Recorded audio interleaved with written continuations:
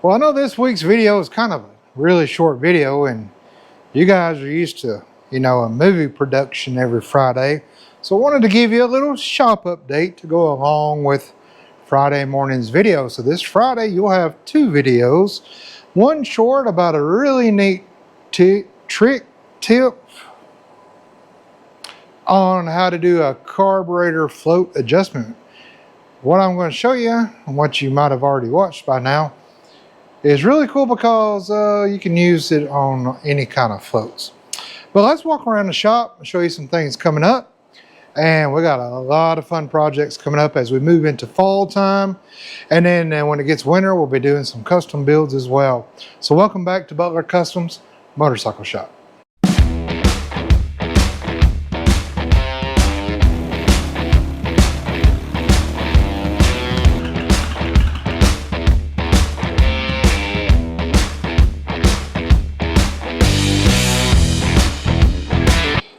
Here's Lucy, my bike, 50 panhead motor and a 58 frame. And I've been noticing on some of the rides, I'll one kick it. She's always usually been a one or two kicker. One kick it, she fires right up. And then I'd stop, I'd ride, and stop and we'd eat or fill up with gas. I go to kick it and man, I'd have to kick it 20 times. Like, what in the world's going on? Well, the culprit was my hot wire on the connector was barely hanging on and would sometimes come loose. Now on these bikes, it's got a generator on it. So even without a battery, if you kicked and kicked and kicked and kicked and kicked enough, that generator would generate enough to, start the bike. And then once the bike's running, the generator's putting out power. So I didn't really catch on, because, I would test here and it was good. I had a good hot battery. I took the panel off. I tested my switch. I had continuity from there to there, but I had no power up at my switch. So I finally found that culprit, and now I got power. And she's kicking up good now. I went ahead and tightened up my spring as well on my kicker, so it's good and tight. I get a good full kick now. But when I did that, I noticed my primary chain was really sloppy. And on these, you have to loosen the transmission and slide the whole transmission back when you do that. So you got to undo the clutch cable, you got to slide the transmission back. Then once you get the chain where you want it, then you got to tighten up your final chain on the back. And so you got to put it on the lift, you got to loosen up the axle, you got to measure both sides to get it to a track right. It's a big project just to tighten up that. I know there's aftermarket chain tensioners I can put in there. I don't know, I might have to go to that. This winter now I'm going to be changing a lot of things on here. Just replacing things. I've got a rear or that transmission main seal, which are known to leak. It's leaking. I gotta replace that. While I'm in there, I'm going to replace the clutches. I got the dry Primo clutches that are really good clutches. Doesn't slip or anything. Pulls real good. But she's going to get a little bit of love in this winter. And I got to do my forks. They're a little bit jarring. What else have we got? This is a Sporty I got on the lift.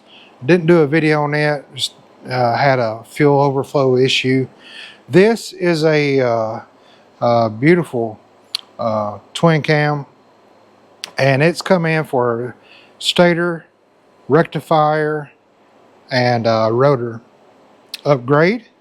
Not charging anymore, so of course we're going with the good cycle electric and the good premium voltage regulator and the good rotor that has the one piece all around and a primary gasket. I'm probably not going to shoot a video on that either, because you guys have seen that before and it's kind of redundant. What else we got? We got this Evo Road King that is a subscriber of ours. The same bike that was the estate sale bike is the same owner of this. And he came in So we're going to do a new cam bearing in this Evo and new lifters as well. So that'll be a fun project. I will certainly video this for us. My dad came up today. He's so excited. He's like, I think that frame's good. I want to ride it again. So this winter we'll be stripping it down, and he wants to go ahead, although the bike was running great, he wants to go ahead and do a top end rebuild. New rings, look at the pistons, just clean everything up. We do have a little bit of leaking here. Not bad, not like leaking out on the floor, but new gaskets and all that while we got it out of the frame. We will be running a laser down the frame, make sure it's okay. And I talked him into getting rid of these forks and going with a Springer. And that's really going to just be awesome. It's going to look awesome. So he's excited to get back on that. The iron head, I'm still waiting for spears on my pinstriping and painting on that. But I've got a sneak peek. I went up to his house the other day and saw the tank and the oil tank and the gas tank. And man, I'm telling you, just wait. I don't want to give anything away, but just wait. And then once I get this together, I'm going to post it up for sale. Most of the Road King twin cam fuel injection stuff has come in. I've got the tires here. The tubes haven't come in. Here's the upgraded, well, I don't know if they're upgraded or not, but here's the new fuel lines. It came with the new O-rings on these, but I did find an O-ring kit that had the O-rings for the injectors, or where these go, and the O-rings for this too. So it'd be good to have an extra set of O-rings in case, 5 years from now that starts leaking again. He's got a set of O-rings. New exhaust gaskets, new brake pads, and that's all that's come in so far for that. So I'm still waiting on some other things to do for that. My son, he still has a girlfriend, so that's not done anything to that. This is that Yamaha from Canada that here very soon we're going to be completely putting that back together, and it's going to be awesome.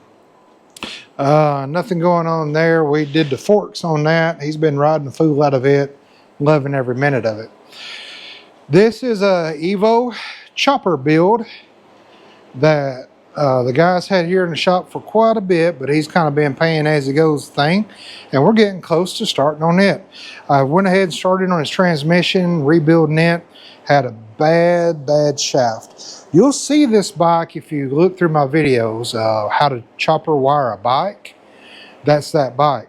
So we stripped it all down. I've got to pull that shaft, put a brand new shaft in, and the motor for it is over here.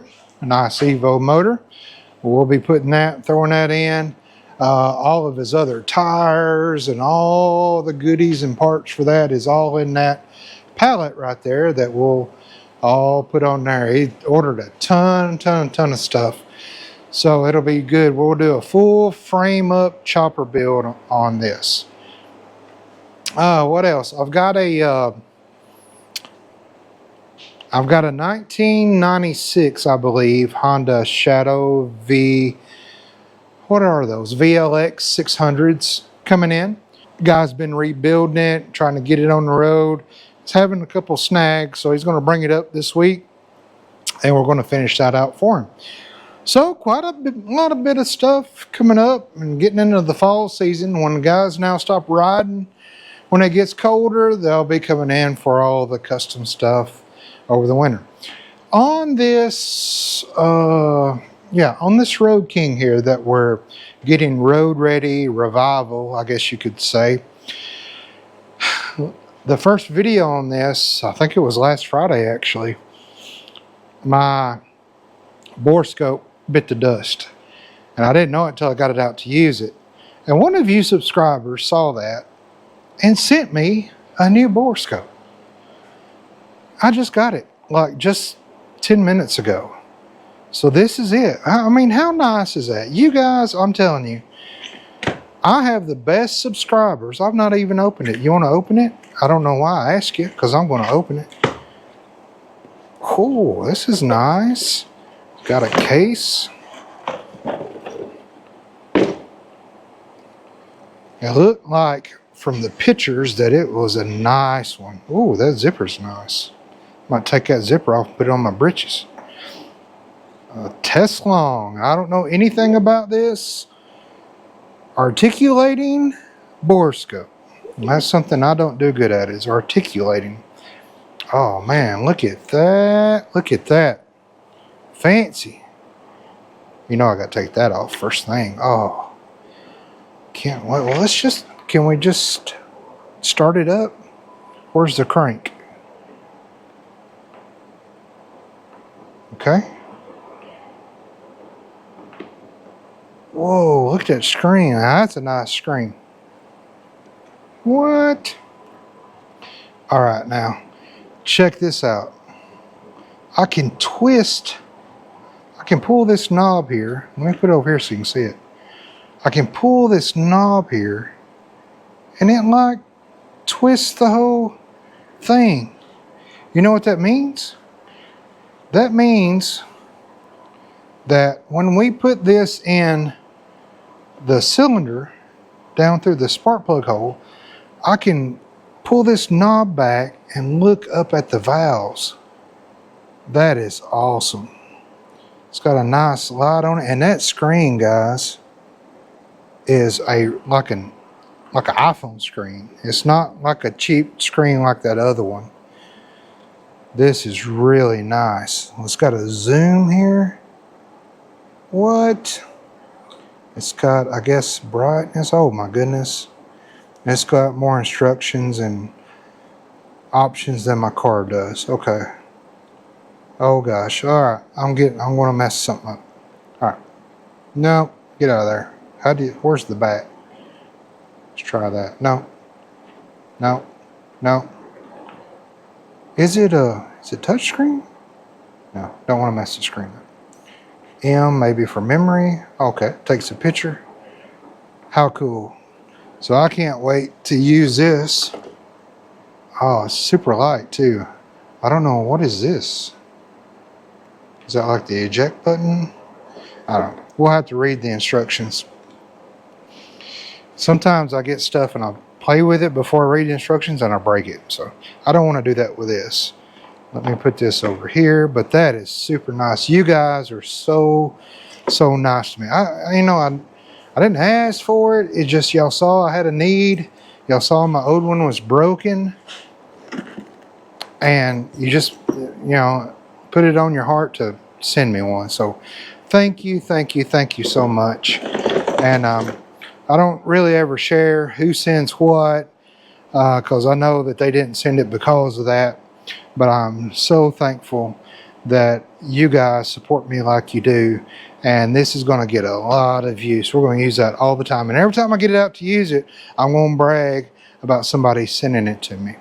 Well, that's going to do it for this quick video. It's shop update. Thank you so much for hanging out. And send me what you're working on, projects and things like that. And maybe some videos you'd like to see, or things you'd like to see me take apart and try to fix, or break and then fix. I don't know. But do me a favor and tell your mom and them I said hi.